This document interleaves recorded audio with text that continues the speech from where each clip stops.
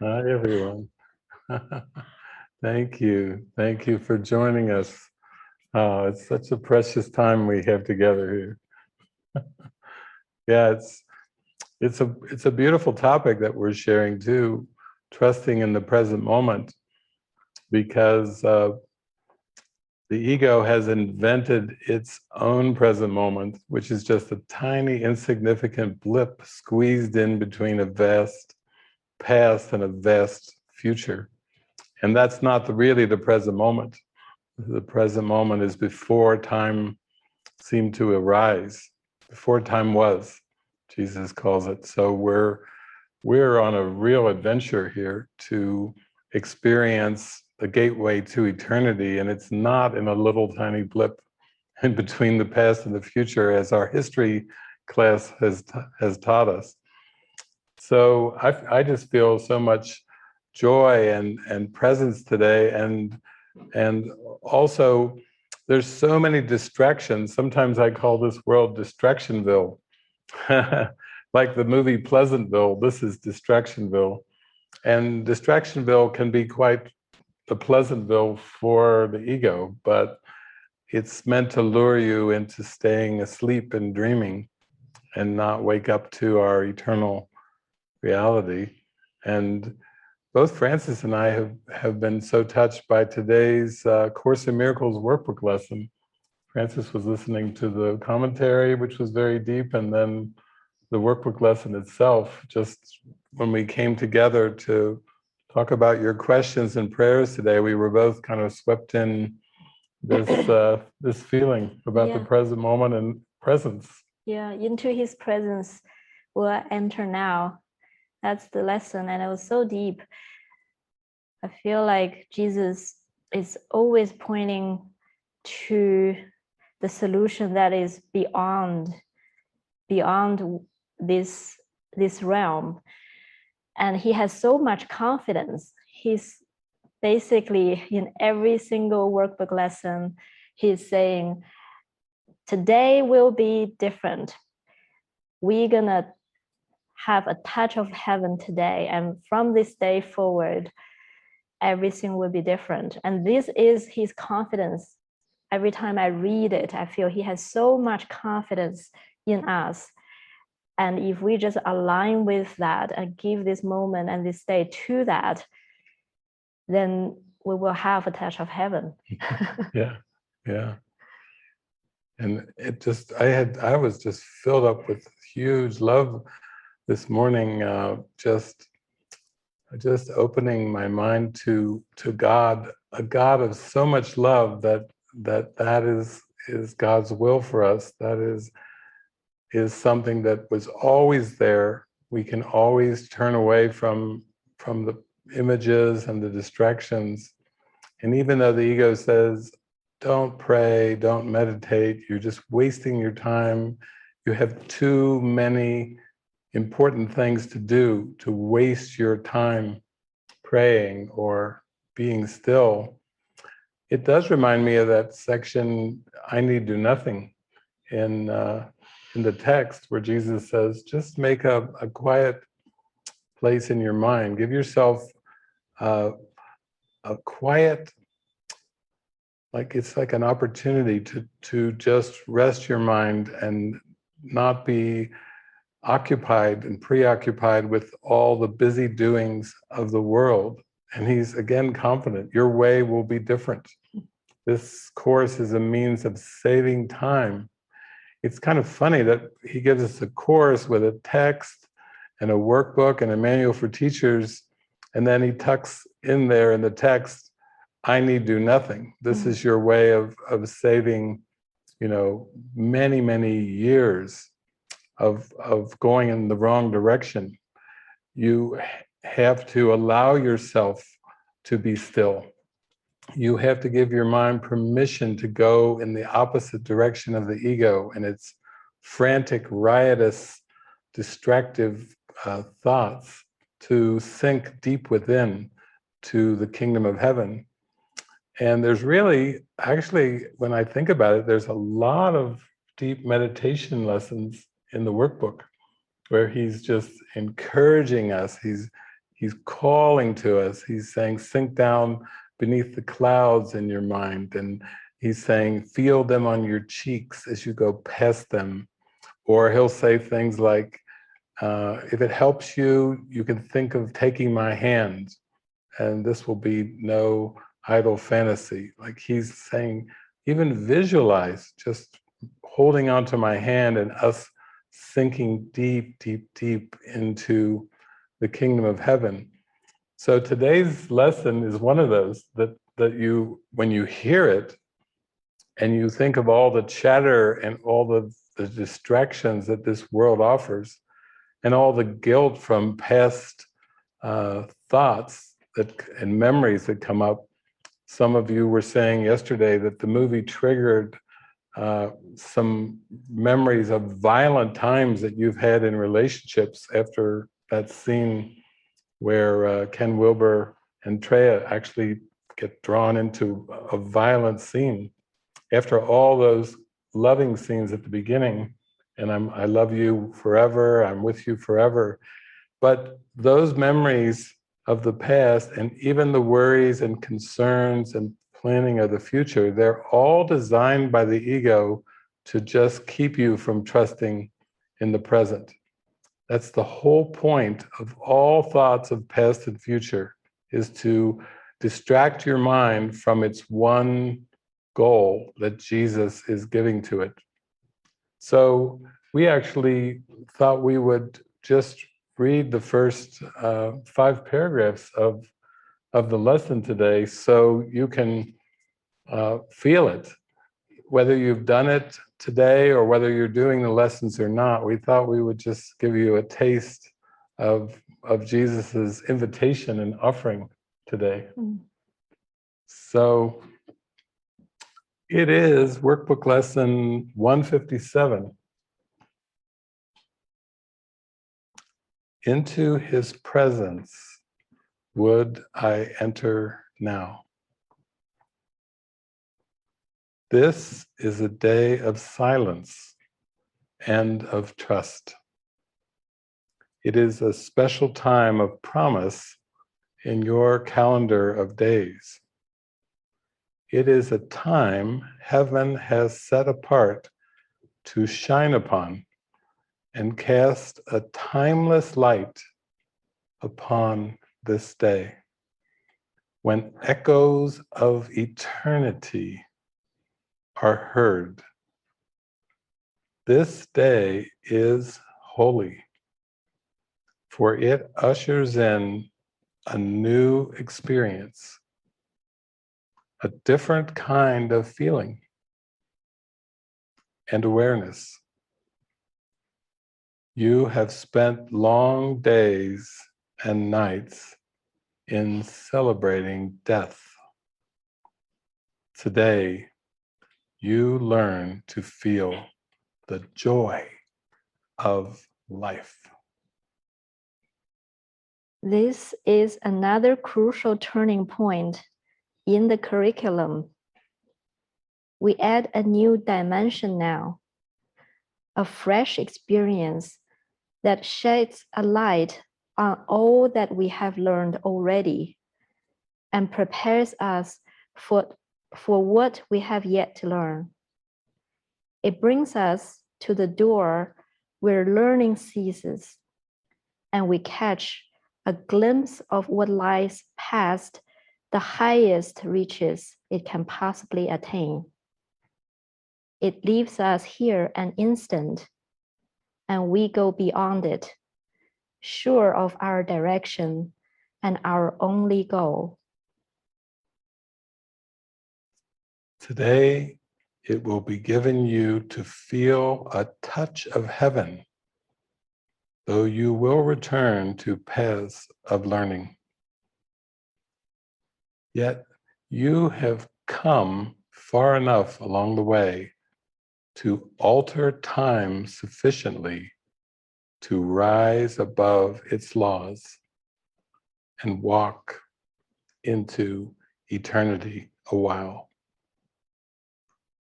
This you will learn to do increasingly as every lesson, faithfully rehearsed, brings you more swiftly to this holy place and leaves you for a moment to yourself. He will direct your practicing today. For what you ask for now is what he wills. And having joined your will with his this day, what you are asking must be given you.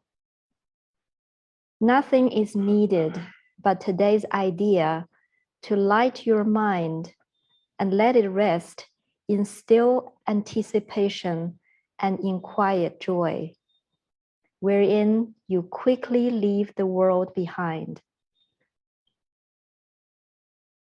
From this day forth, your ministry takes on a genuine devotion and a glow that travels from your fingertips to those you touch and blesses those you look upon. A vision reaches everyone you meet and everyone you think of or who thinks of you. For your experience today will so transform your mind that it becomes the touchstone for the holy thoughts of God.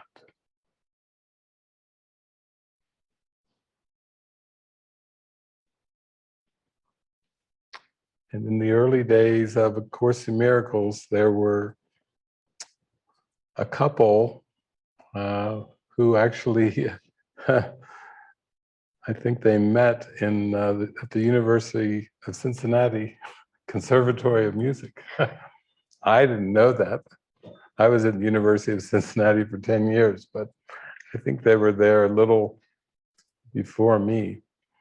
But we have a meditation now that carries on with what we've just spoken.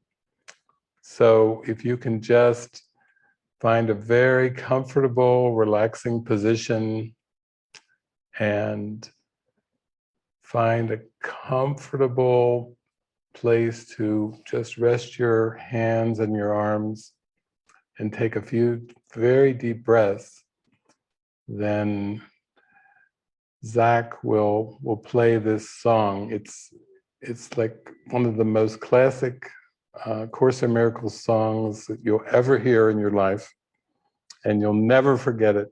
But it's a meditation song. It's taking us into his presence. So from now on, when you think about the present moment, think about his presence, the presence of Christ and the presence of God. And let your mind soar toward that, because the ego cannot stand in the light of this presence.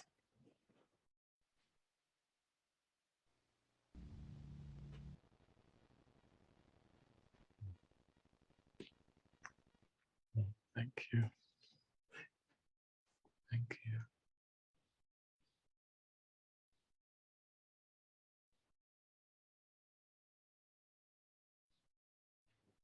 You can feel Spirit just calling to us just so deeply, and Jesus with full confidence in our ability and our willingness to accept this peace as our reality, our birthright.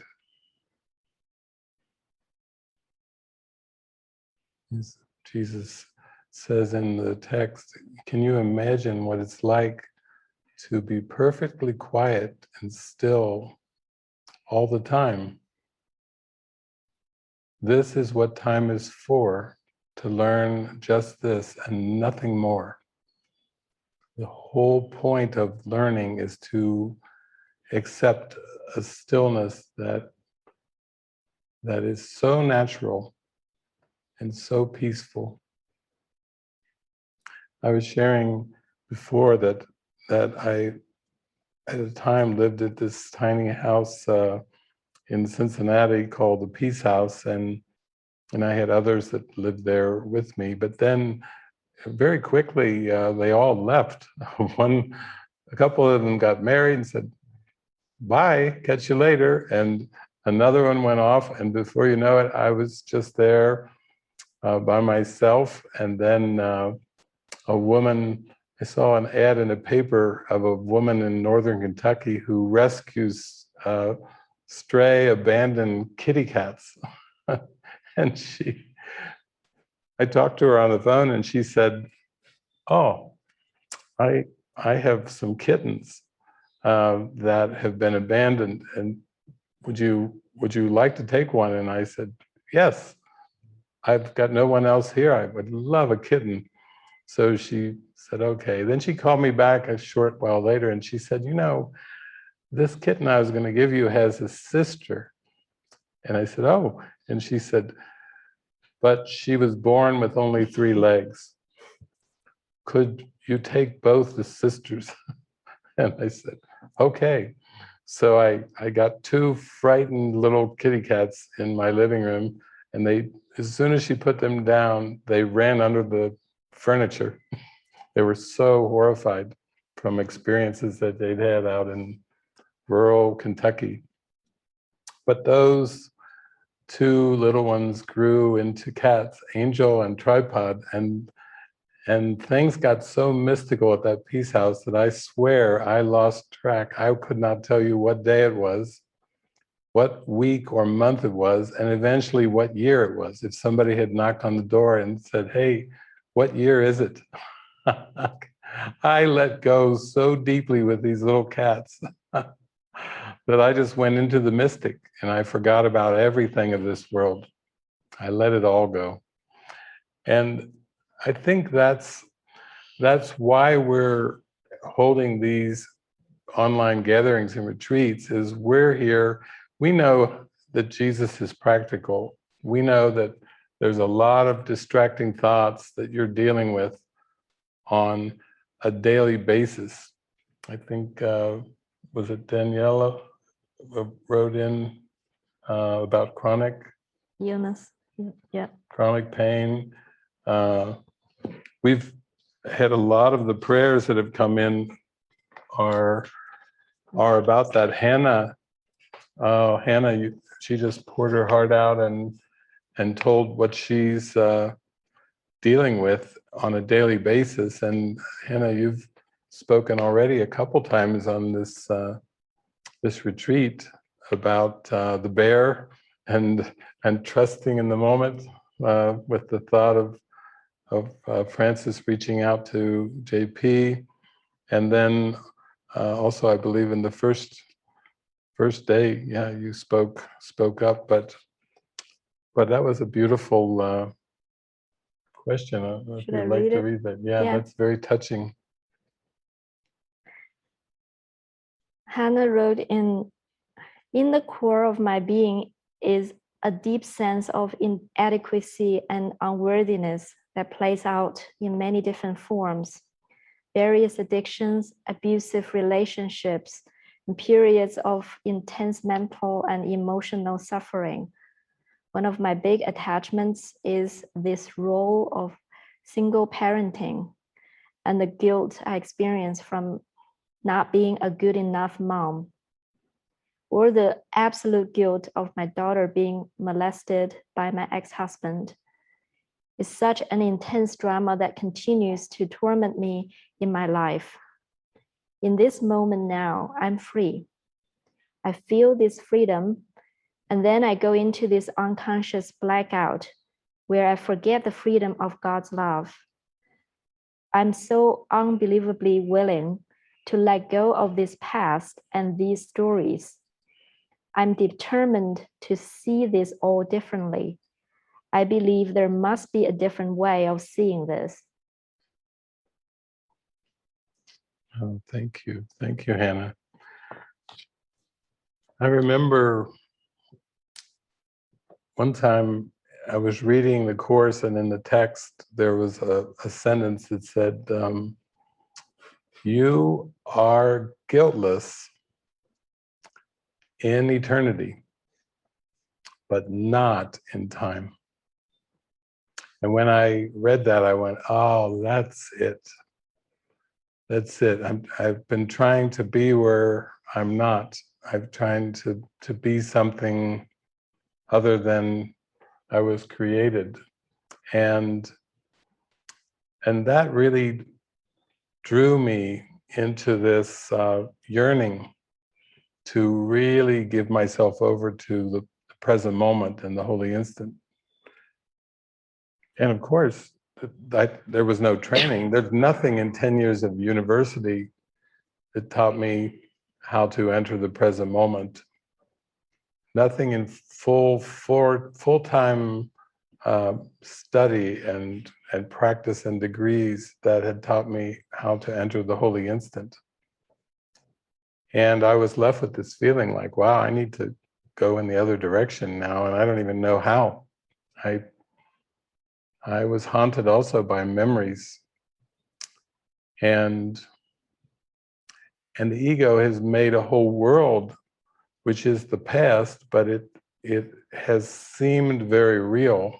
And even throughout history, if we look at all the conflicts in the world wars, I mean, if you look at World War I and you look at World War II, if you look at characters like Adolf Hitler, and you look at characters like Stalin that we have sprinkled throughout history, it's just been what people call dark and evil.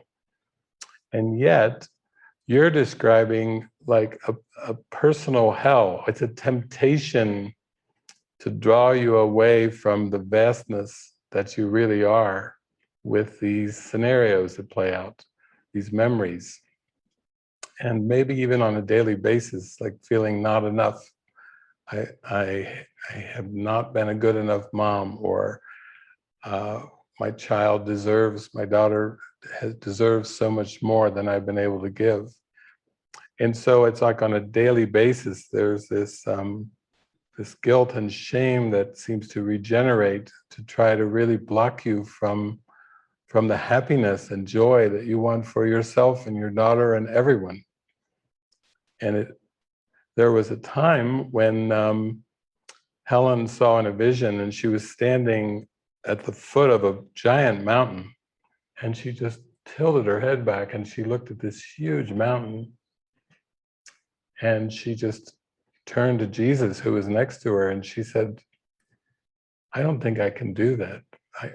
I'm a small woman, and I don't think I can climb that. And Jesus turned to her and smiled and just reached his hand out and said, take my hand and we'll go through the mountain. The direct path. This is Jesus. This is why he's so confident. This was his answer to her daunting fear of this giant mountain. Take my hand and we'll go through the mountain. And to me, this is the power of the miracle. One time I did one of our online retreats, and before I went on to be on the camera, I had opened a handwritten letter from a man who is in Chillicothe prison, who's been in prison for years, many years. And his name was Dale Crow, and he had written me a handwritten letter of a number of pages in red ink. I always liked the red letters in the Bible, but here was this handwritten letter from a prisoner. And he had been a professional boxer who was on ESPN and who had a career as a boxer, a very successful career.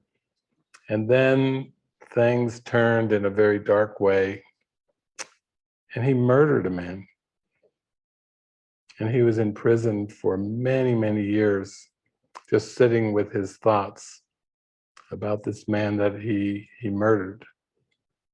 And somehow he got a book of mine or some books of mine, and then I was kept referring to A Course in Miracles. So here he was in prison, and he started reading the Course and my books, and Dale started to go inward. Oh, he was, you might say, in prison. You're a captive audience for Jesus. Jesus loves prisoners because they can't go anywhere.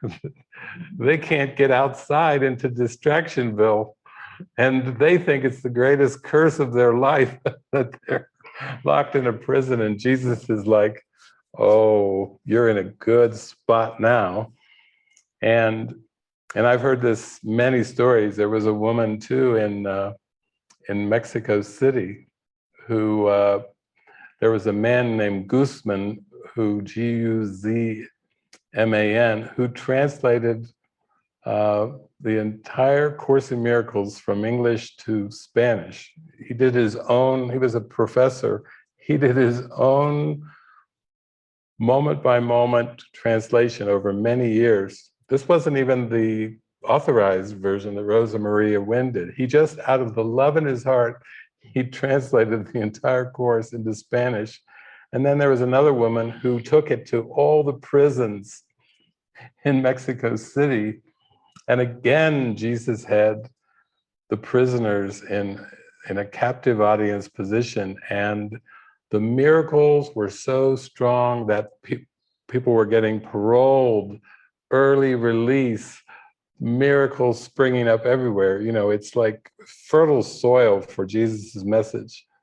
A prison where you don't have TV, you don't have all the things that this world offers to distract you. So anyway, back to Dale, I decided to do a whole session, and I think it's on YouTube. Is it called Escape to Happiness? Yeah. Escape to Happiness. It's on there. And I still get comments to this day as I use this letter with all these red handwritten words, crying and pouring out and going sentence by sentence of this man who was having realizations of who he really was while in prison.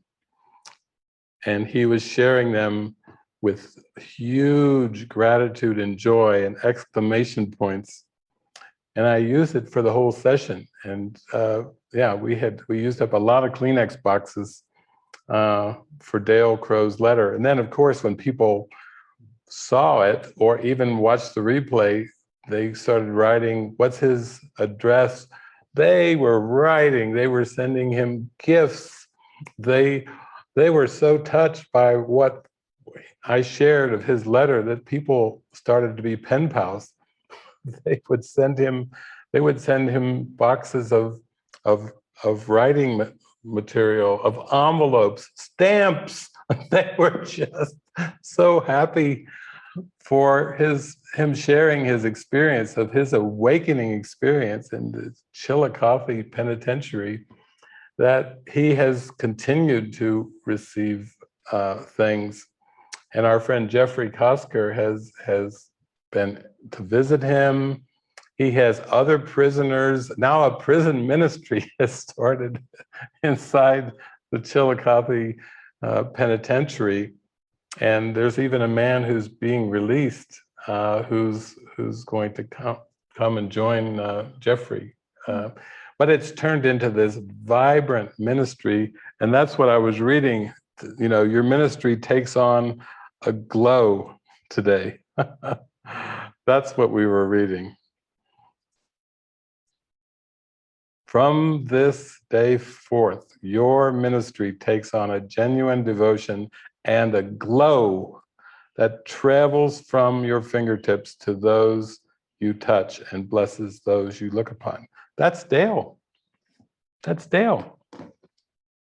So you're dealing with memories on a daily basis that are tempting to drag you down, just like with Dale. His memory was killing a man. Talk about a haunting, daunting memory to face on a daily basis. And through his willingness to join with the Holy Spirit and Jesus, and through his willingness to really open himself up, he opened to the light, and he let that light start shining through him, and now it's radiating out. His wife was contacting me, and she was saying, "Wow, it's amazing. Dale is just transforming." And so I had correspondence going with his wife, and then his wife, over the time too, his wife met a man on the outside of Chillicothe prison, and she's like, "Oh, I've been waiting for years and years for Dale, but I feel guided by the Spirit to start this relationship with this man." So now he's in prison. He's killed a man, and his wife is saying, "Well, I'm moving on." And he was in so much joy. He just kept going deeper and deeper, past thoughts of being left by his wife, past thoughts of murdering this man, inward, huge joy. The light is in all of us. It doesn't care what seems to happen in time and space. It is the truth. It lights us up. And so I just thought, when I was reading your beautiful prayer, and you're pouring out so honestly, you're so transparent about what you're facing, that I thought of Dale. And I thought of Dale and his voice saying, if I can do it from inside prison. He's been in there for what, 18, 20 years. He's been in there a long time. And he has decided to give his heart and give his mind over to being happy. And if Dale can do it in those kind of conditions, that's why people were crying. That's why I was crying when I was reading his letter, because he was just showing the way. He's showing us all the way too. He's a demonstration that you don't even have to be able to walk out a door and go to a restaurant or take a walk in the sunshine to access God. In fact, Jesus is telling us that the way will open if you believe, if you trust. And here's our whole weekend retreat: trust in the present. That's a testimony that it's very, very possible to reach God directly if we want it, if we really want it. Beautiful. Thank you. Thank you. There are many beautiful prayers, but well, where we can open it up. We could open it up. We love our interactions. This is really always the last session is so beautiful, because the experiences you have through the entire weekend and the movie usually bring up some very important issues. And really, even if you started the weekend with a prayer, you may have another prayer starting to surface in your mind. That happens very frequently too. So Pete, I think we can just open it up for anyone to share anything that they want to, and in a very direct, concise way. And yeah, this is always so precious. Yeah. Sure. We've just put the instructions in the chat if you'd like to raise your digital hand. And I see Luz de Gracia there. I'll unmute you. Oh, and please speak slowly for our translators. Thank you. Thank you, Pete. Hi, David and Francis.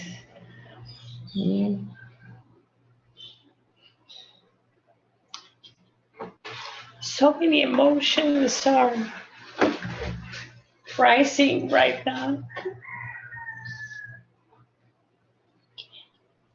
Mainly of gratitude.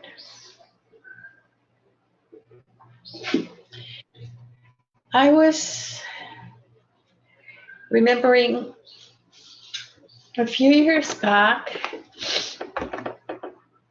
I learned a technique which was like it was called a therapy. It was like a quick tapping in the back and stuff, a few minutes, very, very short.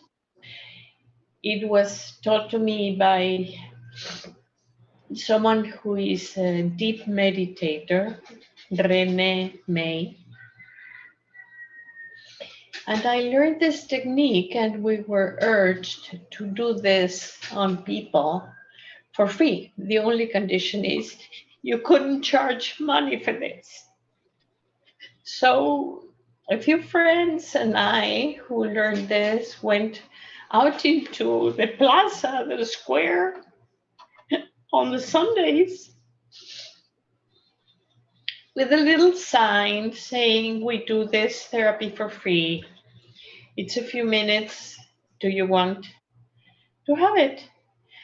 And people started forming lines in front of us. And we would just do this very quickly, touching the back and the shoulders and then the hands. And for some reason, I ended up going into prison, into jail, into the women's jail with a friend of mine. She's a doctor, and she coordinated this group of meditators and therapists. And we went to the women's prison, and we would do this, just visit them and be with them. And it's important to have a friendly, loving face in front of you. And at the time, I didn't think much of this. Now I know how we were led to do this. And we started going every week for months. And we ended up being very, very close to some of the inmates. They would wait for us with so much expectancy and love and gratitude. And I don't know why I was led to tell them when I was doing the hands, everything your hands touch will be filled with love from now on. Some of them worked in the kitchen. They would do tortillas for the male inmates. That was 2 prisons side by side, women and men. And they would do tortillas or laundry for everyone. And I could see the reaction when I told them everything your hands touch will be filled with divine love, with the love of God, because you are the love of God. And your hands will transmit that into the tortillas or the clothes or anything. And everybody will be filled with the same love. I don't know where that came from now. I know it was from the Spirit. But it was so huge for them. Finally, the administration of the prison changed, and we were not allowed to do that anymore. So we stopped going. But years later,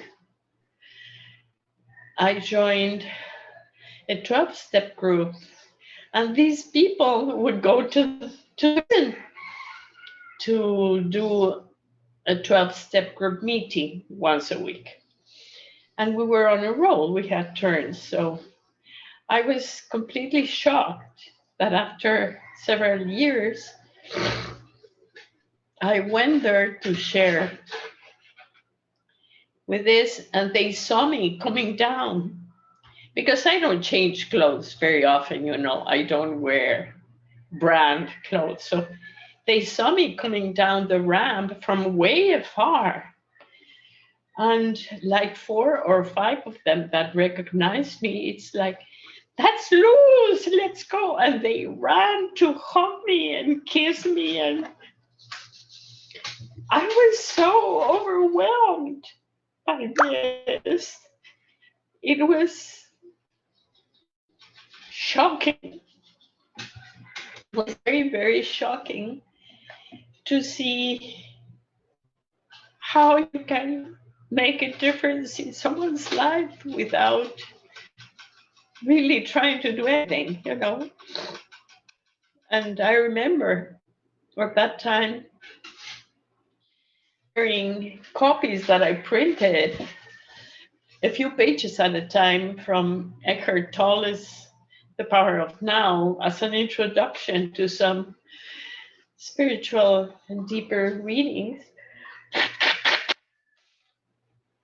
And how arrogant of me to think that I could introduce them into the present moment when I barely now am beginning to glimpse for moments.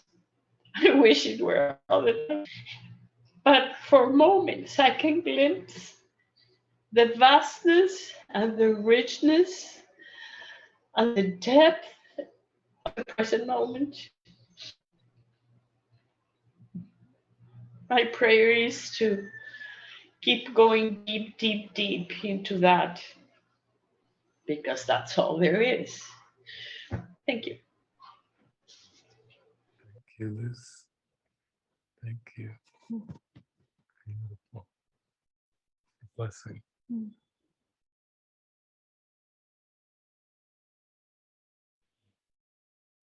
Thanks, Liz. Yes, we do have some new hands up too. We could go to Catherine Heron.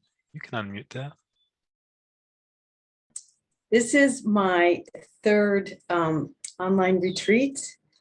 And the last time I was on, I was just sharing how quickly the Course in Miracles has grabbed me.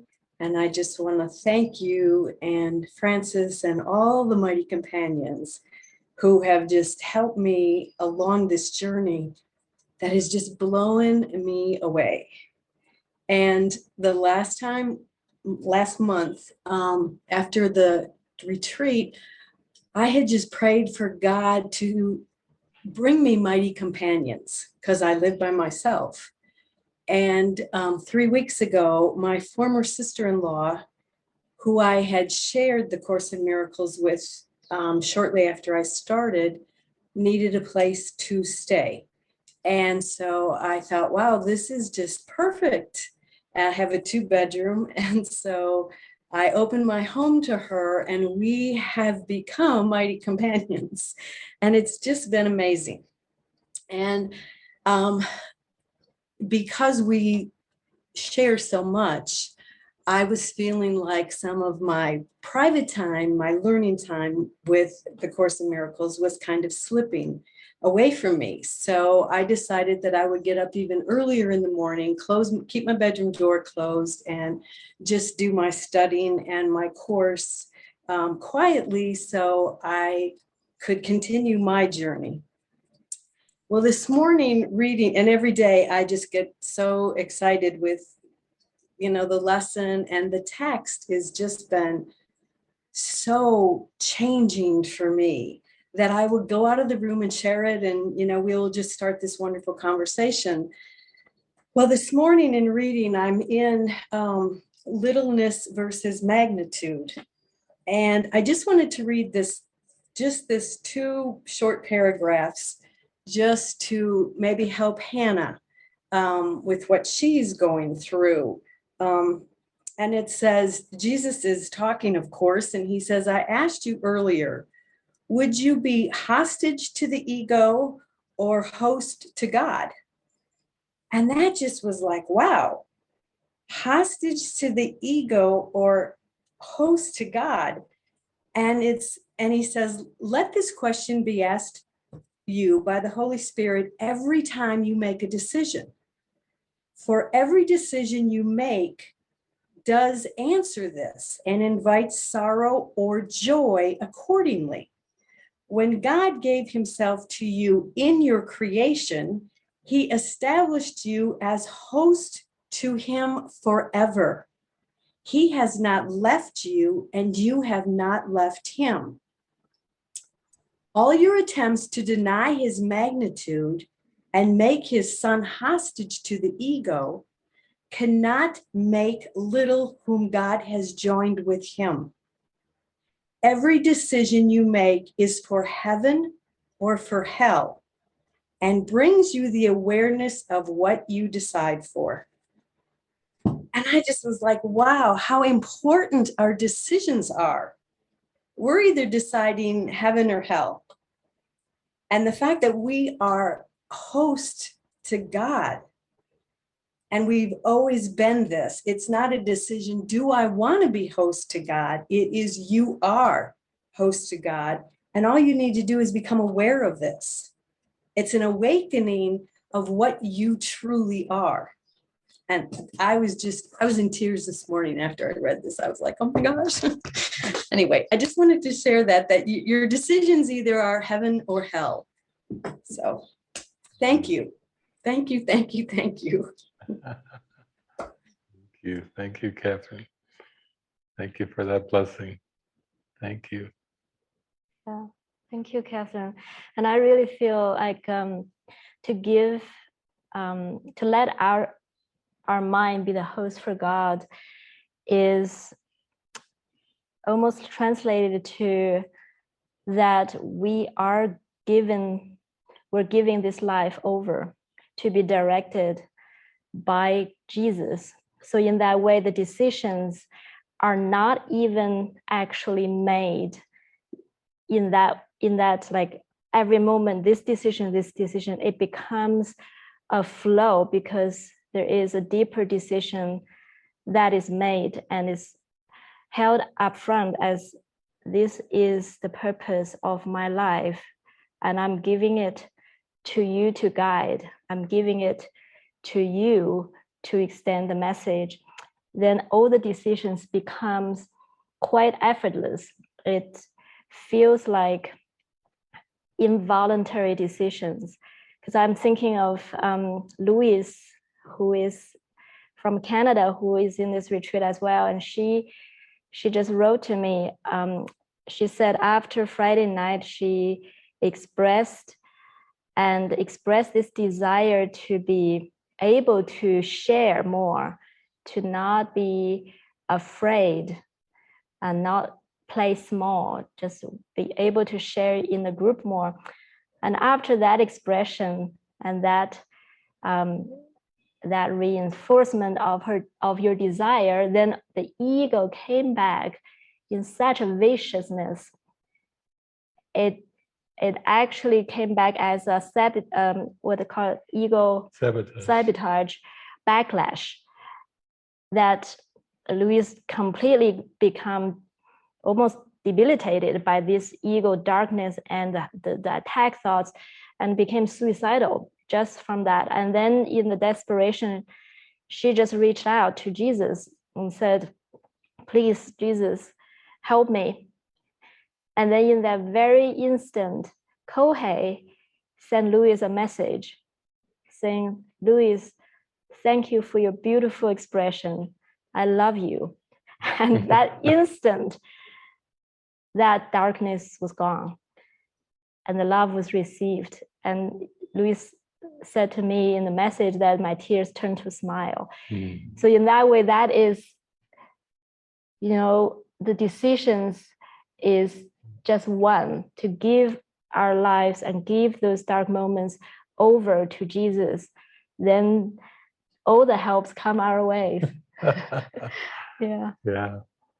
Just the prayer, Jesus help me, and then Kohei from Japan writes directly, and then the miracle is experienced. So that one calls for help and one answers, and that's what it means to be host to God. To make ourselves as a conduit to say, here I am, Lord, this is all I'm here for, is for healing, and may I be used to to speak when I need to speak, or to receive when I need to receive. Yeah, and thank you, Catherine, because that reminds me of that story when you were talking, when you're praying for a mighty companion was sent to you without you even having to orchestrate anything. So that's exactly how, when our lives is given to Jesus, this is exactly how decisions are made, how things started to unfold.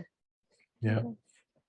And also, Eric mentioned on Friday night that's what he was in, where he had that hypnotherapy career and a mortgage and some credit card debt, and very typical situation for someone in the world. And then, but it was just starting to feel like there's more, and it's hard to set up the sessions. And then he reached out to me, and I emailed him back with my yes, yes, yes, and my hearts, which I've probably given a few million of those out since then. I like little hearts.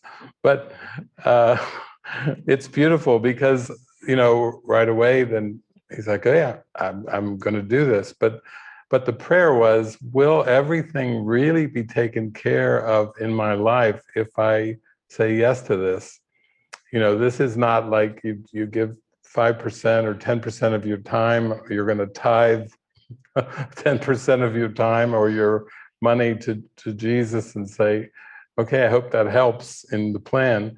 This is like a wholehearted yes, where you look forward to waking up in the wee hours of the morning, doing your studies, opening up, even before your holy encounters with your sister-in-law, before she wakes up, you're primed, you're joyful, you're lit. The lamp is lit in the mind, and then you have so much to give. And as we talked about, Eric shared, then it's just starts an involuntary flow of decisions, which are not really difficult. They're just like given, they land. In the end, it's the prayer of our heart, and for heaven or hell is really our decision, moment by moment. And then all of the seeming decisions in form are just given. And it's like Jesus says, when you have learned how to decide with God, every decision becomes as easy and as right as breathing, and it will be as if you are carried down a quiet path in summer. Oh my gosh, he's so eloquent too. He tells us in such almost like poetry. Yeah, you just decide with me, decide with the Holy Spirit, and I'll handle absolutely everything. We even had some friends, a friend of mine who was in North Carolina who has had a little bit of business going and paying off some credit card debt and things, but she's bilingual, Portuguese and English, and she was like, can I have a call with you? And we had a call the other day. I have some options now here in the United States, but my heart yearns to connect with the Spirit, with Jesus, and to be used in the plan. And so I invited her and then another friend of ours that they had been talking, Diana, to just come. And I said, Jesus wants you to use your language skills to reach those who are thirsty and hungry for this message. And then a couple of days later, oh, this is a big step. Yes, this is. And Jesus will take care of everything. That was just my message back, because I know in our lives, that's the experience we have. It's a daily experience of having a song of gratitude for how everything is given, everything is handled. And like that, the promise, the famous promise, once you've accepted his plan as the one function you would fulfill, there will be nothing else the Holy Spirit will not arrange for you without your effort. And that has been our experience, that it's like the lilies of the field. Look at the lilies of the field. They neither spin nor toil. And even Solomon is not arrayed in such a clothing, such a glory. And now he's given us a whole Course in Miracles through Helen and Bill and Judy and Ken, and we're just taking it to heart, saying, let's let our light shine. Let's let our hearts be lifted. What else is this world for except to be happy? Yeah. And I remember this morning, even one of the foundation members for the course with Wilson, he had cancer. Didn't he have cancer? And then he had the last mission as working in the Pentagon as a Pentagon general, and was sent to China to fulfill his career mission. And then I think it was on that trip, and at the end of his final worldly mission, so to speak, he had cancer, and he felt so grateful. And he said to Jesus, he said, "Thank you for my life. I lived a very, very full life. And if there's anything I can do for you now, Jesus, I'm your man." And he rose up from cancer and lived until he was in his 90s, completely devoted his life to the translation of the course at the level of form. But he was just such a sparkler. But that was just feeling unconditionally into your presence, into your purpose, into your direction. Would I enter now? It's all yours. Yeah, he was homeless. He was on the streets. He was diagnosed with cancer. I think he was in maybe in the Mongolia. Because he'd gone there to meet Mao Zedong, Chairman Mao, and Mao died when he and the American delegation were there, and the Chinese didn't know what to do, so they sent him to Mongolia and put him out in the streets on the winter with a cancer diagnosis. And that's where he made his prayer. And Jesus was like, thank you, and got him out of there, got him back to the United States. He married Judy Skutch, one of the original four. He married her, and he was her sweetheart till he passed away several years ago. And he definitely was a sweetheart. We know it. But that's just from saying yes. And it just shows that even from what the world calls dire circumstances, the prayer of the heart is what matters. And he said, Jesus, thank you for my life. Thank you for everything. I'm so grateful. Oh, and by the way, if there's anything I can do for you, I'm your man. Jesus, away we go for the glory of God, So it really is, we take heart from the prayer of the heart, like Louise made and you've made and all of us are making, and then we just we know that we're here for the glory of God, and how that plays out, it will just be given to us. We don't have to figure it out at all. Thank you. Thank you so much. Okay, well, we have some more new hands. We could go to Robert Anderson, if you want to unmute there. Okay, can everybody hear me? Yeah, Yes. Hi, Robert. Hi. Yeah, I just wanted to come on and say hi to everyone. This is my first retreat, and I'm actually just now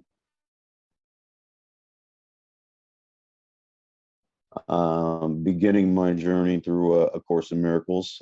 I've just got released about a month ago from Chillicothe prison, and so Dale is one of my friends, and I actually took a course that he facilitated in the prison that dealt with one of David's books. I believe it was This Moment Is Your Miracle, I think was the book that he had used. And through his class and the book, that kind of inspired me to explore, my spiritual side a little bit more.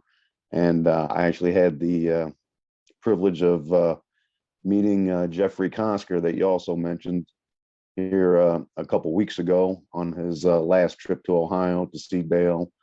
And I've been corresponding with Dale and Jeffrey, and I just wanted to say that it feels really wonderful to be a part of this community, and I look forward to continuing my journey. Thank you, Robert. Thank you. I think Jeffrey was just visiting us. I think he mentioned you. So this is what a treat to have you on the retreat now. So it's moving swiftly. Oh, thank you. Oh, sweet, sweet, sweet. Thanks, Robert. Well, we could go to John and Cindy. If you guys are ready there, you can unmute.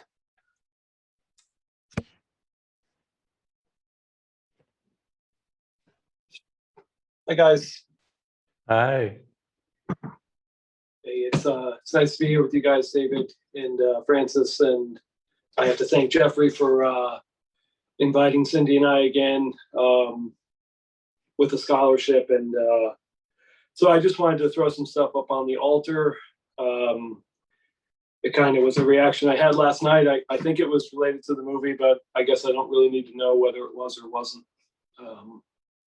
But the reaction I had last night after the movie was I had a lot of anger come up, and it appeared to be, it shifted. It appeared to start with anger at electronic devices, television, smart TV that I apparently am not smart enough to operate, and it bounced from TV directly to Cindy, and then it went from went from Cindy to memories of the past, and it went from memories of the past, today to anger at God and feeling abandoned by Jesus, and not worthy of mystical experiences, and all of this since the movie last night, which I really didn't feel like I had a reaction to. And then today, I went for a walk, and the anger was still very present, and I went out into the woods and sent a text to Jeffrey, and he responded, "I'll call you," and I responded, "Please don't, not now, don't want to talk." And Jeffrey called anyways a little bit later, and as I got him on the phone, he was just a guide. He's certainly a mighty companion in my life, and he was just a guide. And as I was speaking to Jeffrey, I was looking out my window. I was about to jump in the shower, and I said, "May I share with you, Jeffrey, what's happening outside my window?" And this was after I was complaining about no mystical experiences. And I looked out my window and I shared with Jeffrey that there were 2 bald eagles flying over the barn outside my house. And yet I don't believe that's a mystical experience. I guess I am host to the ego today. And that's just the way I feel today. And I just wanted to say that out loud and put it on the altar. And then what Hannah shared, whenever someone mentions a child molester, man, I swear to God, they're talking about me, because I have been that man, and I have been inside the walls of prisons with A Course in Miracles, and with contact with Ken Wapnick while I was inside, and still came outside feeling like a monster. And it's still there, it's still present, and I just wanted to say it out loud and put it on the altar. And thank you guys with all of my heart for continuing to let us come to your retreats and be there with you. So thanks for the miracles. Thank you, John. Yeah, thank you for sharing that with all of us, so we can all hold you in our prayers today to send all of our love to you, so that you can have this lifted from you, because I know that that's deep down, you just want to feel peace and want to be able to just share that with Cindy and everyone. So thank you for being so transparent. Yeah, that's the key right there. That's the key. Powerful. Thank you. Yes.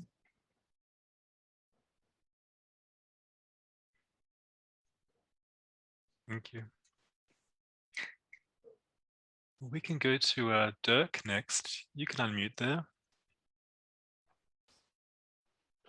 Yeah, hello. Can you hear me? Yes. Yes. Oh, good. Hi, Francis. Hi, David. Hi, brothers and sisters. Yeah, I would like to share. It came to me this term of intimate as I joined you today and heard you and prayed and had this meditation, this song, and yeah, what's this term of that you or this joining here is a kind of intimate for me, and I'm so happy to have this direction and this way to be so and to be with you. Yeah, it came to me just intimate. Thank you for this. This retreat and the movie yesterday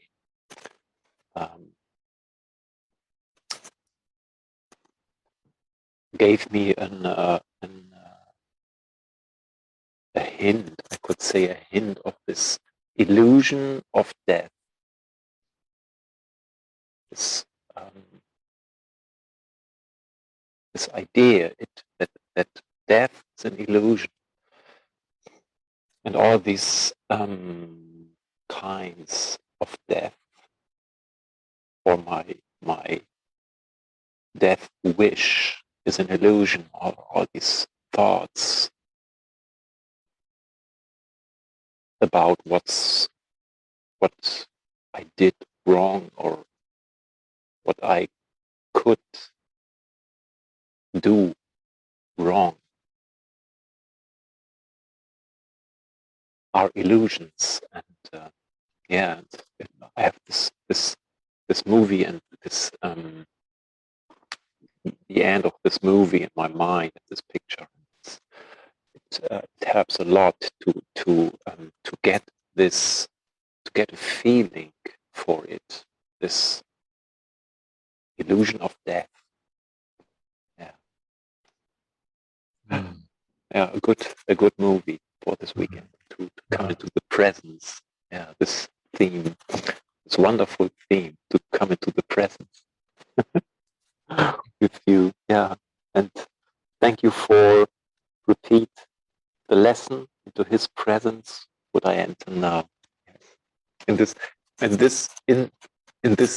intimate presence, somehow, some kind, and I love to discover this, to feel this, to learn to feel it. That's my prayer, to learn to feel this intimate, this intimate state and come into His presence.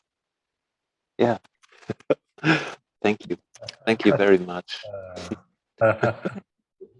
Thank you, Dirk. Wow, every time you speak, it's an intimate experience for us in seeing your smile and feeling the love behind your words. It's so beautiful, and I'm glad you enjoyed the movie. Recently, I showed the movie on a Saturday called Powder from 1995, and Powder was this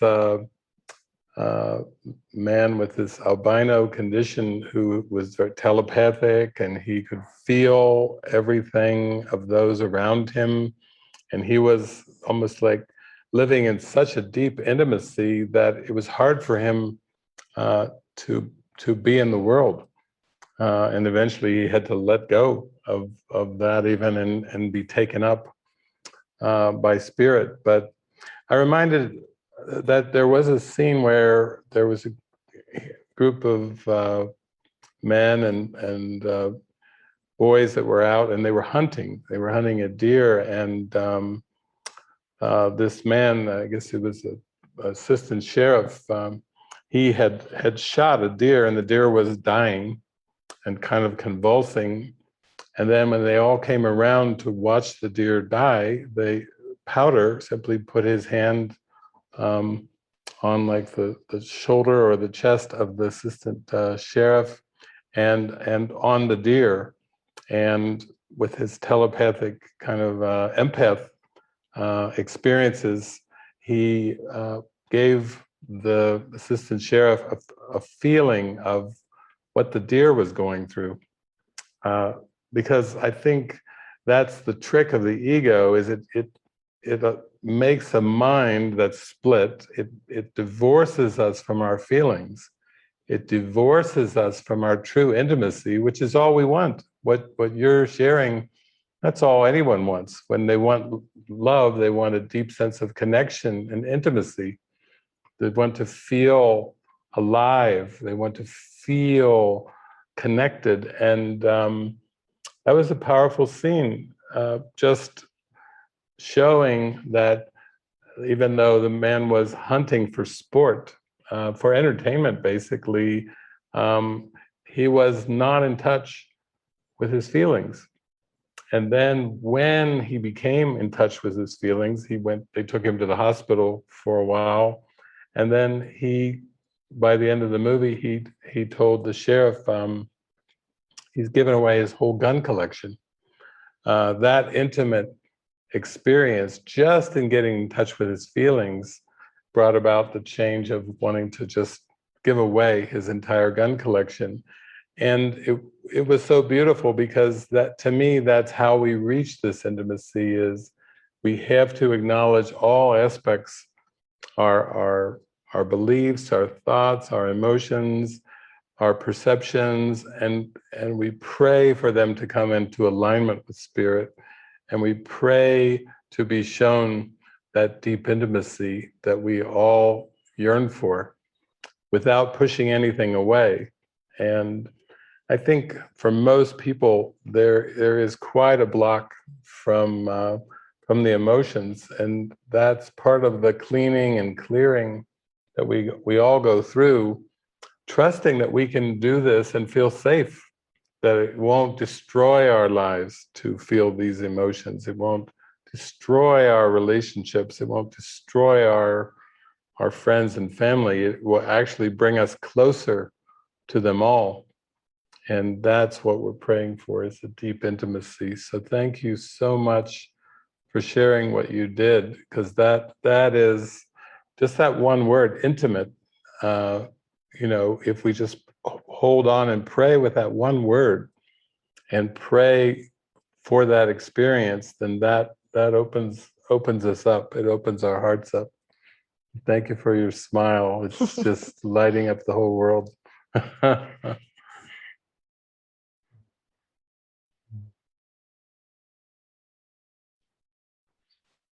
Thanks, Dirk. Well, David and Francis, we have a few more hands up. Would you guys like to select some hands? Well, I see Portia there. The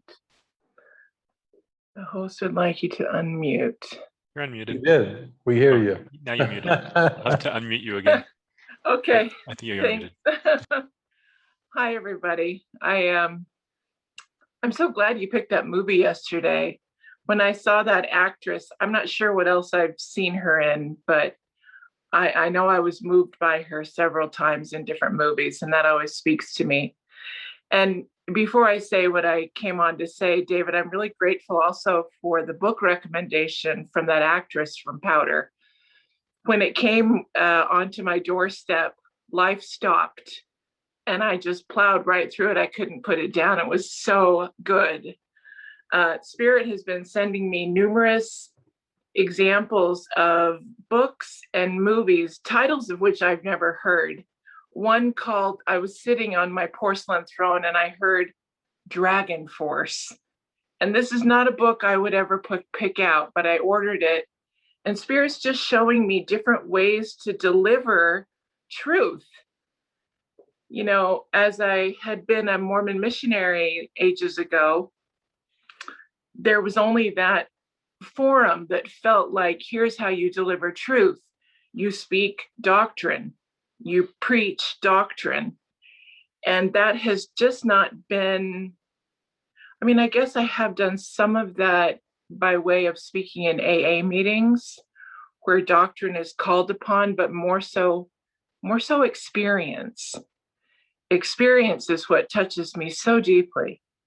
And I love, and I really never want to speak anything anymore unless it has absolutely been my experience, because I don't trust anything else yet.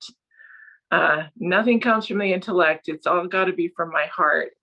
And so I guess I want to share an experience of yesterday, which makes perfect sense with the course reading that you gave us this morning. So, you know, as a nearly 60-year-old woman who has completed all of the conventional path of a woman my age, of all the things that you are to do in the linear construct, I often lately feel a bit purposeless as far as the world goes. You know, when I start listening to the voice of ego, I think, I'm not doing what I'm supposed to be doing, and I don't know what it is I'm supposed to be doing. You know, and that goes away fairly quickly when I tune back in and ask Spirit to help me know the truth again. But I go in and out of that. And fortunately, I do get messages replete with instructions that are sort of left to my interpretation of them. One of them that has come through was a couple of direct signs and symbols had me sign up for a house sit in Marin coming in July. And I don't really hold out this really exciting, yes, I can't wait to do a house sit. It just feels more calm and peaceful that I'm to interview for this house sit. So I send my application in. And the owner of the dog and house wanted to interview me on FaceTime. And so yesterday he called when I was on the road with Anna Carroll, who's staying with me. And so we pulled over, and I'm holding with my fingers. Now, this is the line from what you just read, my phone in the car. And I noticed that where I have stopped on the side of the road, I thought I was in the shade, but half of my face is aglow with the white light of the sun. And I thought, well, I could move again, but I kind of like how I look half glowy. Angelic. You got it. Like, I hate to say that about myself. I'm chagrined to say that, but I thought, well, this feels so correct to be sitting here. He can't see all the things on my face that I'm embarrassed about. He just sees the glow.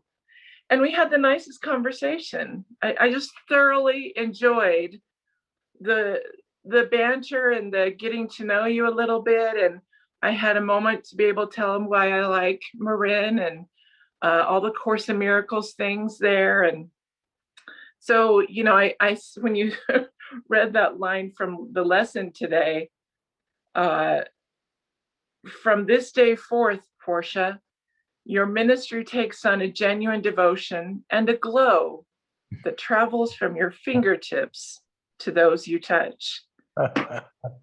You know, it kind of eradicated the egoic doubts that come in that say, you're not doing what you're supposed to do.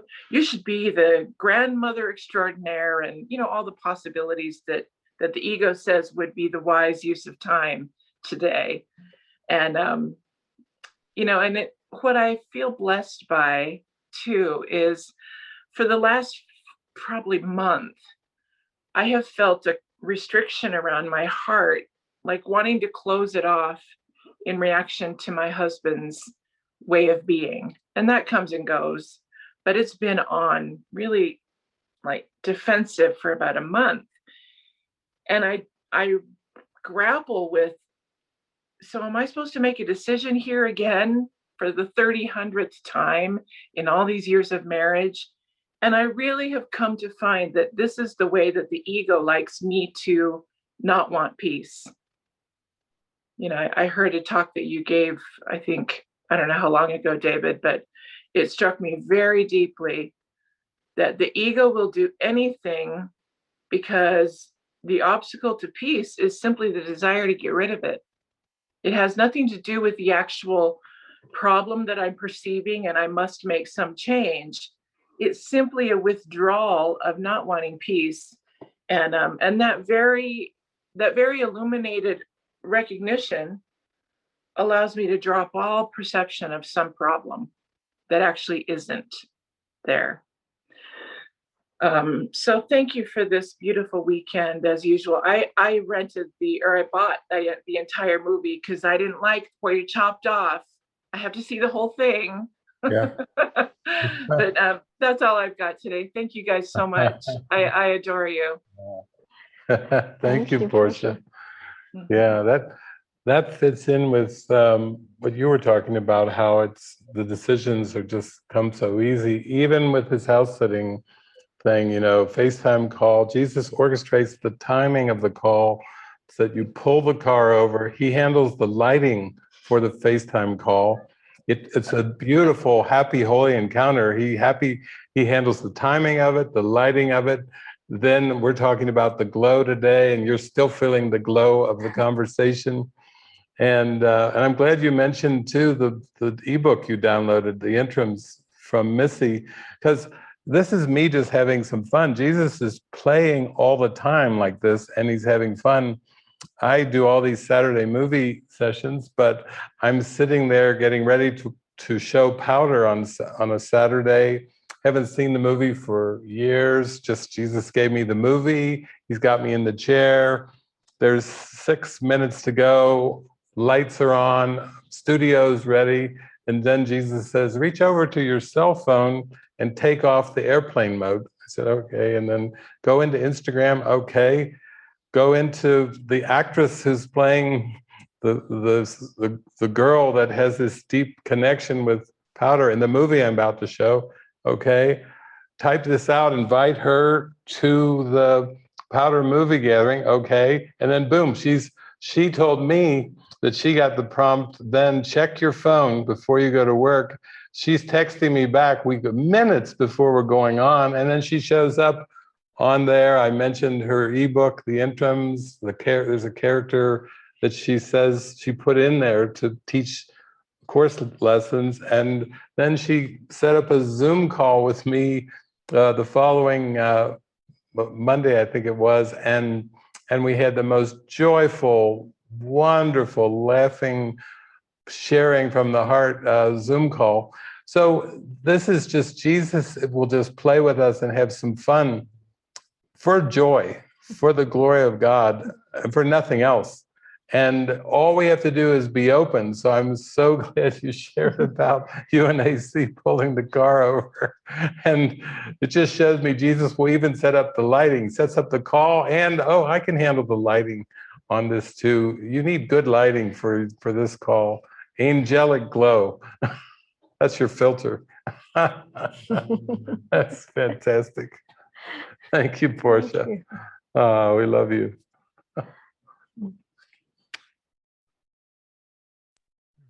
Oh, I see Juliana's there. Mm-hmm. Juliana, I spoke of you, and there you are. You showed up. Yes. Hello, Dave. Hello, Francis. Thank you so much. I feel in my heart that it's a great time for me to speak for the healing of the one mind, because there's be able to share and see if anyone can get any healing from this too.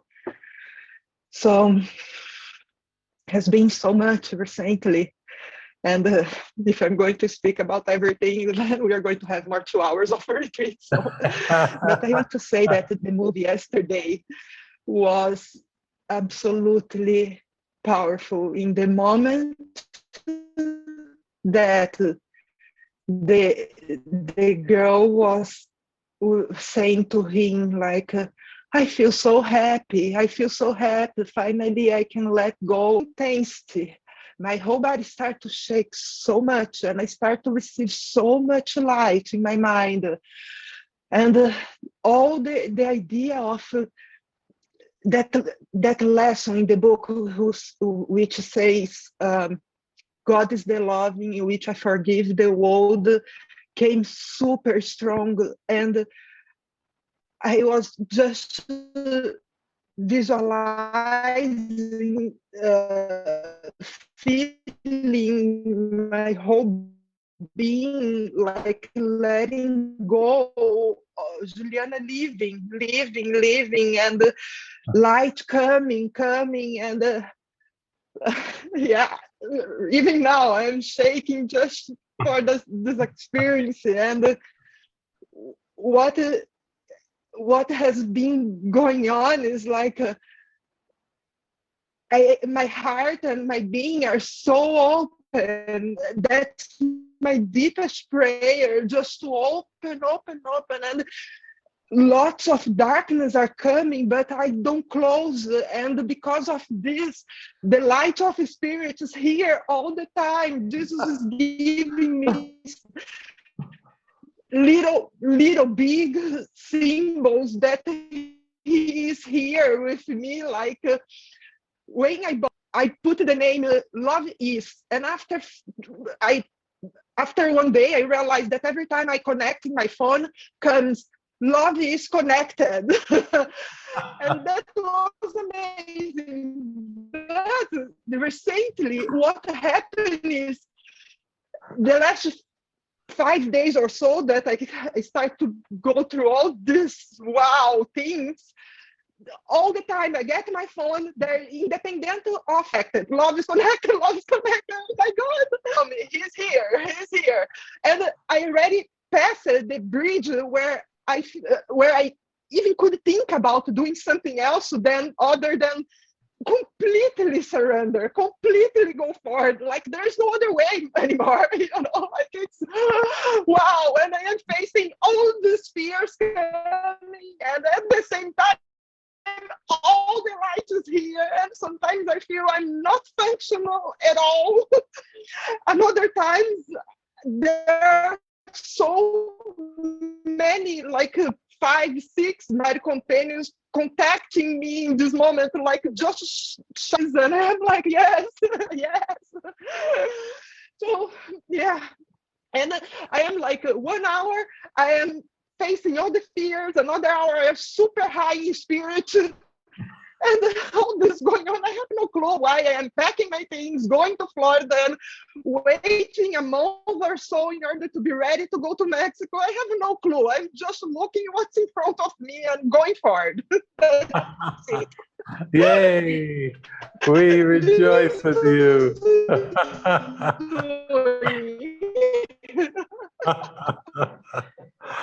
But Jesus is having fun with us.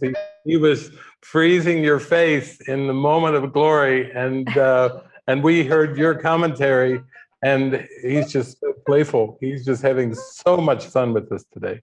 That's all I can say.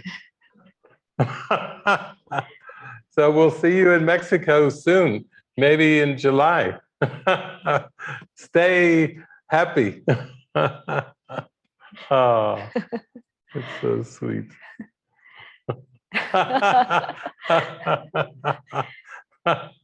It's like an animation. Yeah, it's like animation. Animation, and the joy is commenting on the animation. Yes, animation with joyful commentary. Oh, thank you, Juliana. We love you.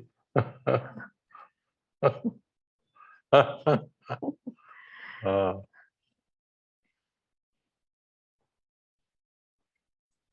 Well, let's see. We have Stephanie. Yeah, we hear you. Yeah, hi. Hi. Hi, David and Francis. Yeah. Oh, wow, that was so beautiful with Juliana. That's oh,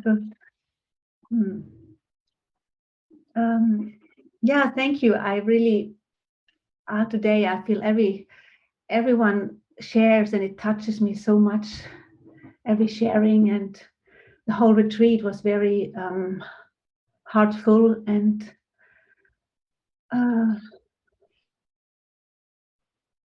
yeah, I would like to share actually, and I have a question and a miracle I experienced today, or the movie yesterday was very surprising for me somehow. And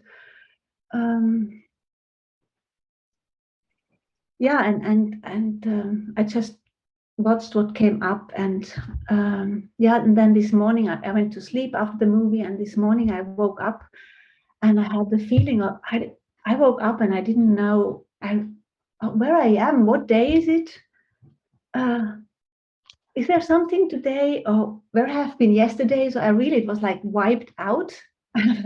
It was really like it took really like, and then I looked around, I'm here, and and then I thought, oh no, I don't want to go back actually.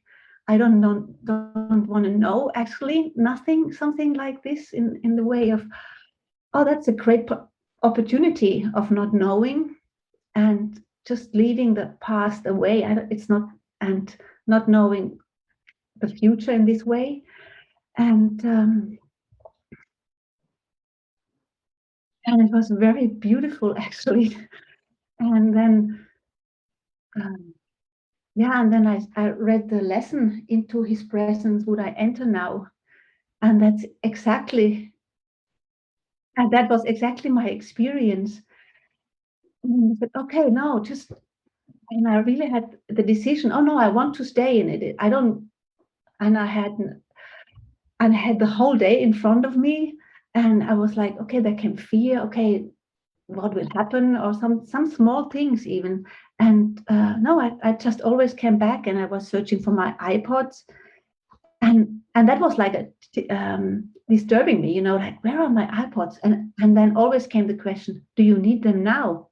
And no. And then came peace, like, and then I went to meditation, and then I wanted to go outside, and then no, go inside. And then I was sitting and I listened to the meditation from yesterday, and I was like really, and suddenly I got aware outside it started a thunder and a lot of rain. So, I was taken care of. And and then I got ready for the retreat, and I went to the bathroom, and then I opened the window, and I looked outside, and there was so much water on the balcony. So, oh my God. So the drain was, it was like taken care of, but I didn't need to do anything. It was like, oh, do this and do that. And it was such a beautiful experience to be in his presence. That's so beautiful. Yeah. I think what you're sharing is you're just really on the edge, on the cusp of this kind of involuntary experience of the miracles, like where you can really relax, and only what serves you being in the presence right now will come to you. There's not, it takes the pressure off out of trying to figure out the future, even the day. How happy you can be when you don't have to figure out the day, and then everything just is given you, like this much water on the balcony, like, oh, and then you're into action, and then whatever comes that needs your attention will come effortlessly. And I think that's a good message for all of us, because that's what we're all experiencing in our community now. That we were talking, I was saying, how long have we been doing these intense broadcasts? And Linda said 2.5 years. And then when I got back, Slava said, well, it's actually 3.5 years from the time we started up with these in Canvas. And now it's kind of oh, right now, right here, everything's here. and it's always been here, and it's so relaxing. And we're just feeling that in our meditations, we're feeling that in our encounters here on Zoom. It's so joyful. It's so simple. It's not a complicated thing. So we can feel it. We can feel you are in it. You woke up and you didn't even know where you were. That's like my days with Tripod and Angel. I didn't know where I was. I didn't know what day it was. I didn't know what year. And yet all is well. You know, that was the feeling. All is well. All is well. Mm. Mm. Mm. Thank you. Yeah, thank you for describing it in so articulately. So beautiful. Yeah. Mm. Well, we also have, there's Mexico co-living that's lit up there. Ah, Angie. Hola. Angie, Hola. Hi. your Hi, family. David and Francis. Hey. I didn't think I would share, but as always, my heart started beating very fast, and I said, okay, the Holy Spirit wants me to talk, so I just wanted to share. I had an experience last night, and it's really the topic of the retreat, to really trust in the present moment, that in the present moment I can access peace and heaven, and it doesn't depend on anything else but just a decision that I take to please help me. Holy Spirit, I want the peace and I want heaven in this moment, and I don't want anything else to be in front of it. With any perception that I'm having in any moment, that nothing has to change, any situation or person has to change so that I can have peace. And it was very strong last night. We were entering the same pattern with Wesley. Like, I feel that we are both feel guilty with the expression of the other one. So then the attack comes, that I feel attacked and he feels attacked, and we want to defend. And it starts like that, and it's like, it was like an instant that it's like, no, I don't want that. I want peace. That's all I want. That I'm perceiving attack. Please, no. And I stepped back and I started crying, and with all my heart, I just prayed, I just want the peace. I don't want to perceive attack. And I was there in a very deep pace, and something happened that he was able to let go of that attack too. And we were able to come back to peace. And it was like that remembrance that I only have to step back and ask for peace. And I enter that peace with the Holy Spirit. Nothing has to change. And I just wanted to share that, to trust that in every moment I can access it. Whatever the environment is, I just have to ask for it. Thank you. Beautiful. Thank you. Mm. Beautiful, beautiful. That's something now you have a stronger access to than ever. So now you're going to benefit from that experience so much more. So much more. Mm. Beautiful. Beautiful. Well, we've got 4 hands. Do you see someone? We can try sandals. Send us.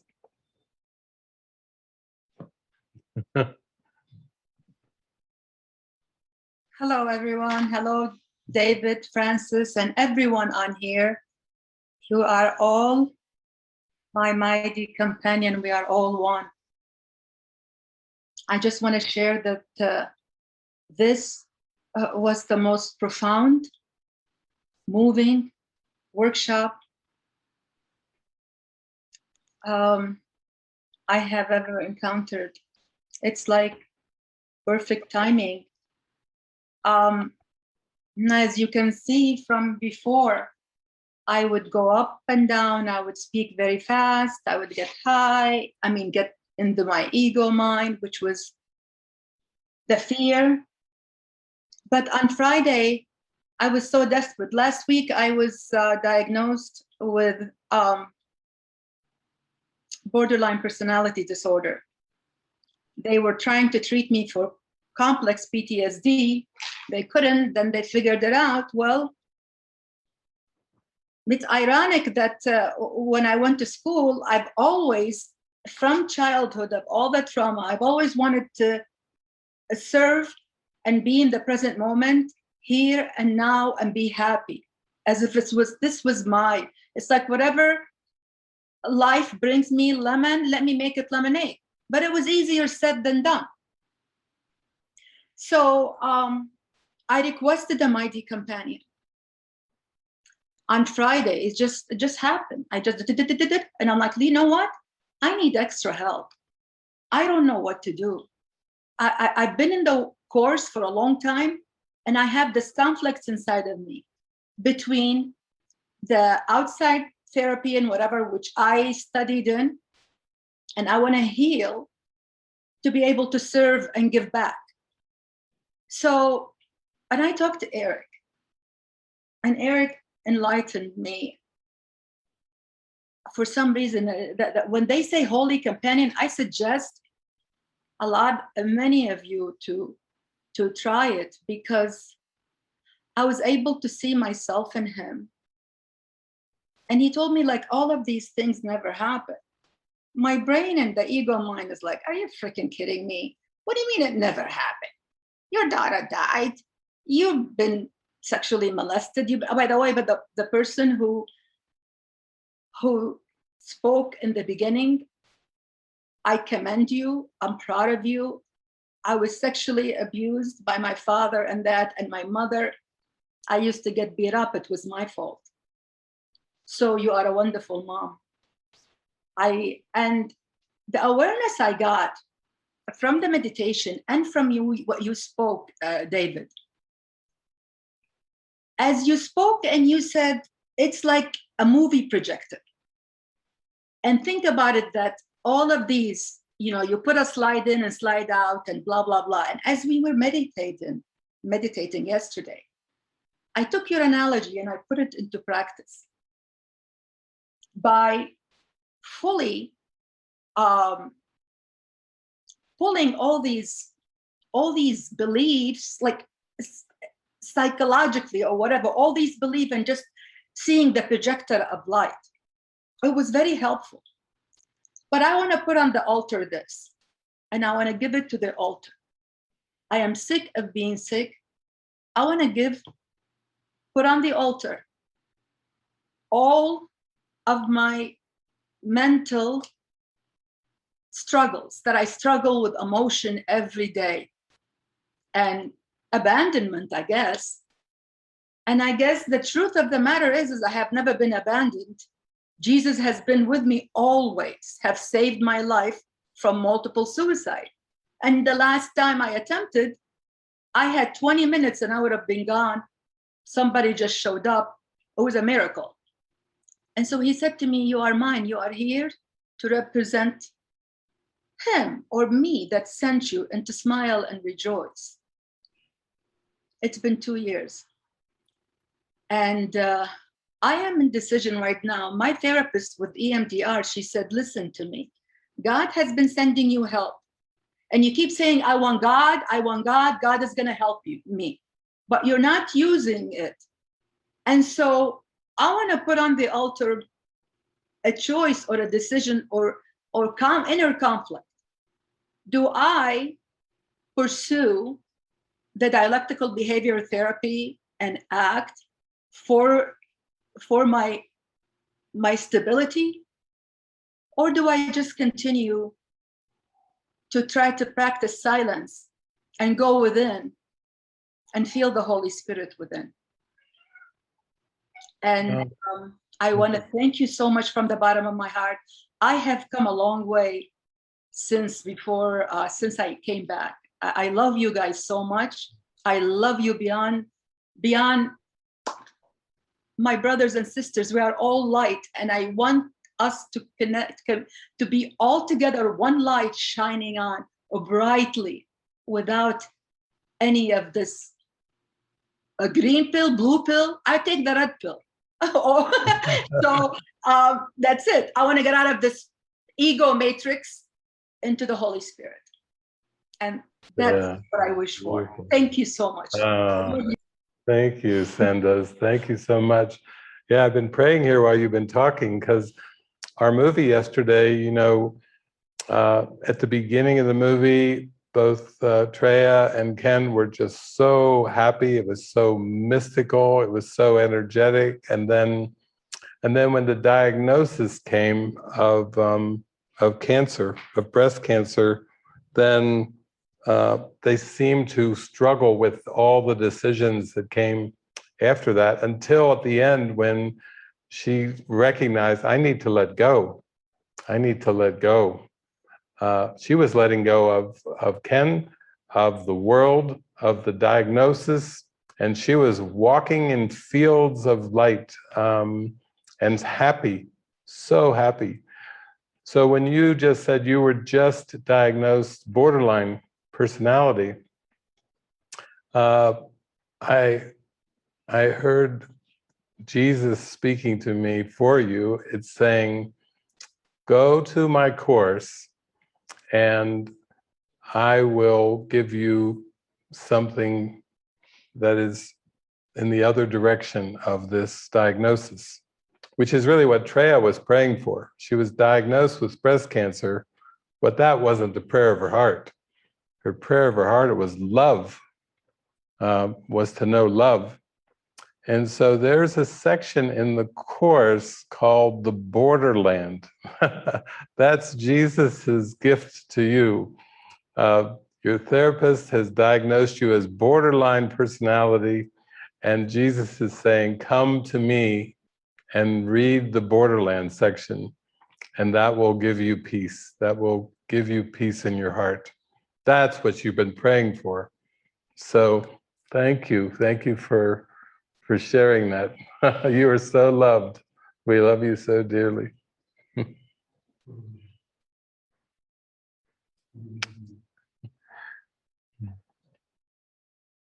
Okay. Let me see. What's next?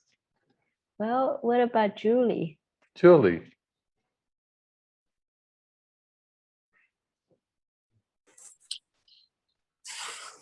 Hi. Hi.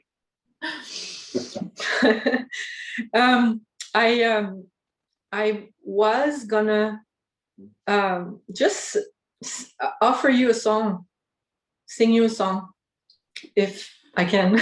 Sure. And it's a song that the first time I was in Mexico, I sang it. It's a friend of mine. We met when we were in high school, and we started doing meditation. We were around 13, 12, and he started, he had a guitar and he started to play, of course. And then he started to write, and he wrote that. He was very young, maybe 18, 19, but it's right from the course. It feels like, so I wanted to share.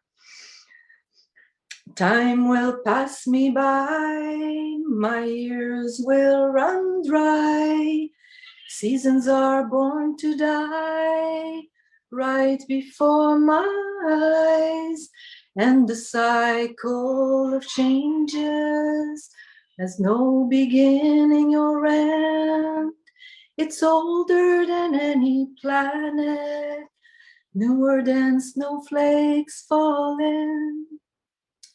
It's a wonder that all us humans can grab a hold so tightly to such a fleeting reality as our individuality, like a drop in the ocean, a speck of dust in the universe, like a heartbeat in a lifetime.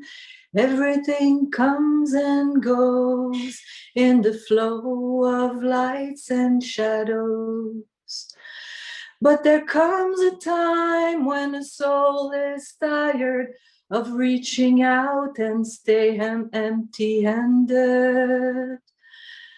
Comes a time when a touch of grace inverses the compass. Listen to the words of the sages. Go beyond the norm. Somewhere deep inside, there's a light that always shines.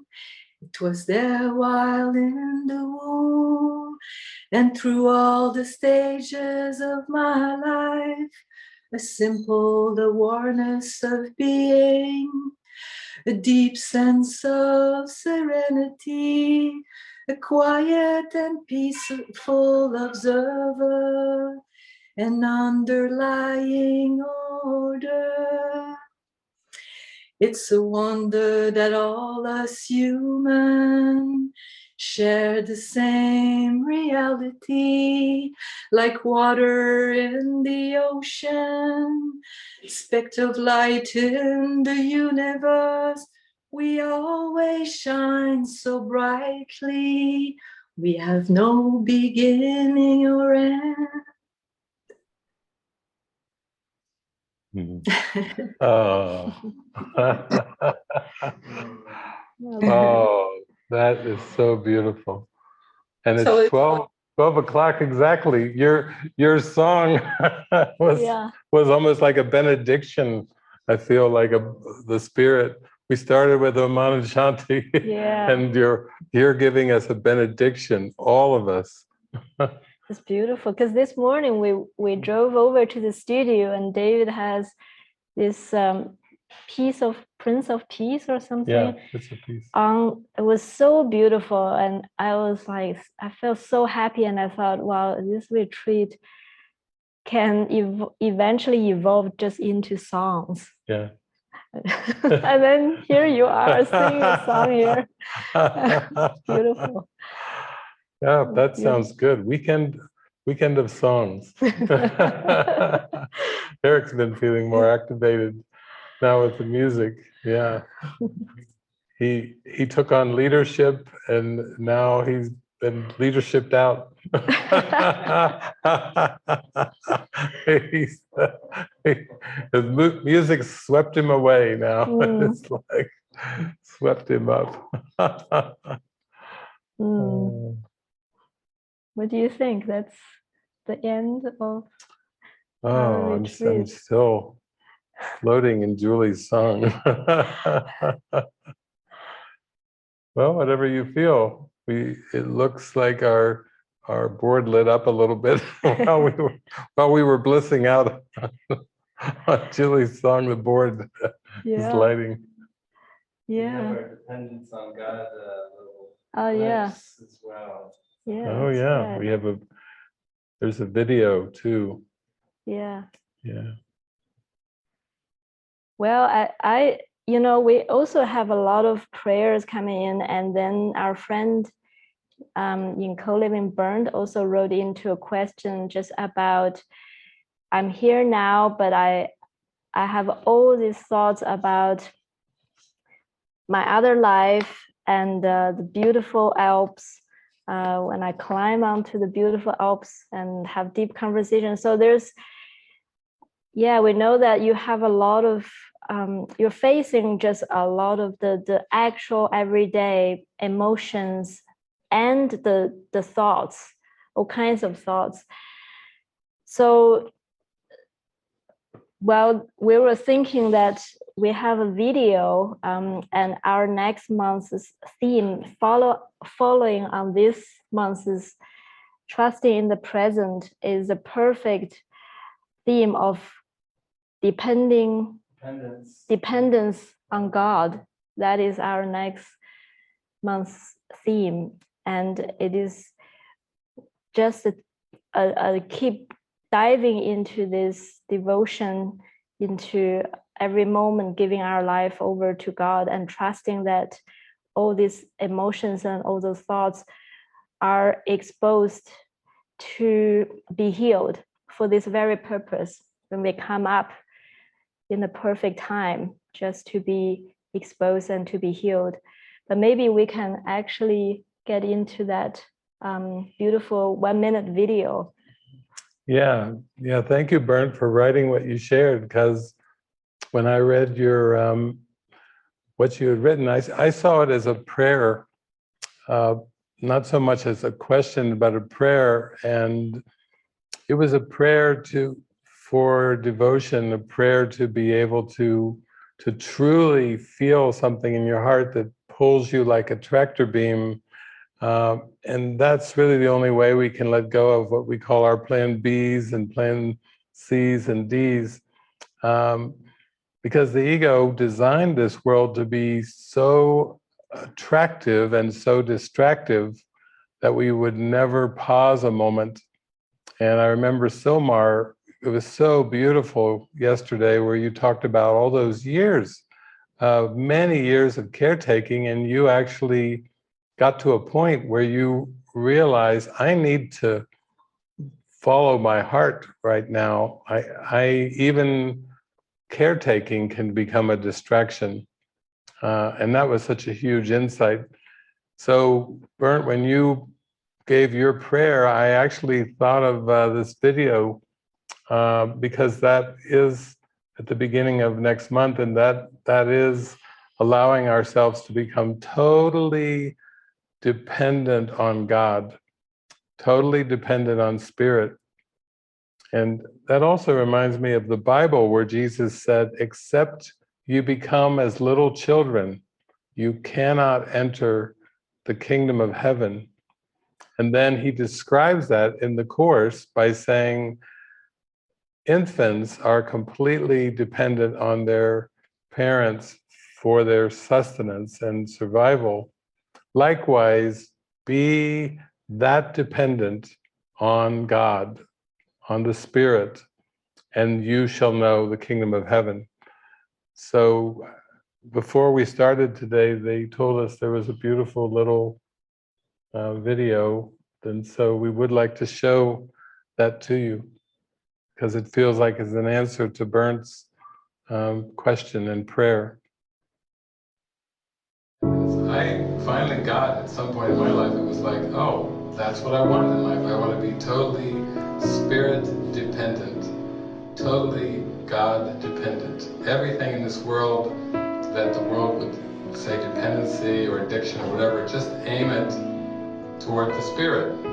You know, you can't be too addicted to God.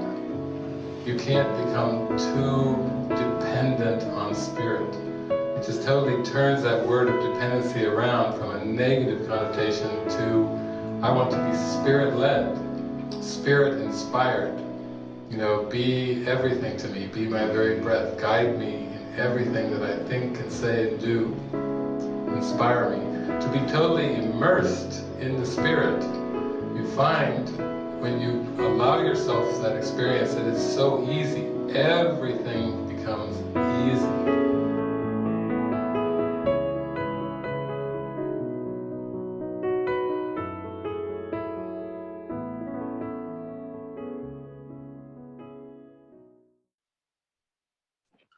Oh, so prayerfully deep. Yes, thank you. I felt all your heart so much in this retreat, and for us as we go into this summer. I think Eric and Emily and Greg mentioned it too. It's like there's a calling happening. We're being called in a very deep way, and we so appreciate these times where we can share with you. But also, it feels like, we're being called very deeply. And Pete was sharing, oh yes, I'm ready for the experiential. So that fits with your songs retreat, a retreat of just songs, like a choir of singing for all of us to merge our mind with in the most experiential, deep way possible. So thank you all. Thank you for sharing this with us. We are just honored, truly honored. It's beautiful. They're showing us the screen, all your lovely faces from around the world. Yeah. We're so joined in this. We're here. We're mighty companions to each other in this journey to our heart.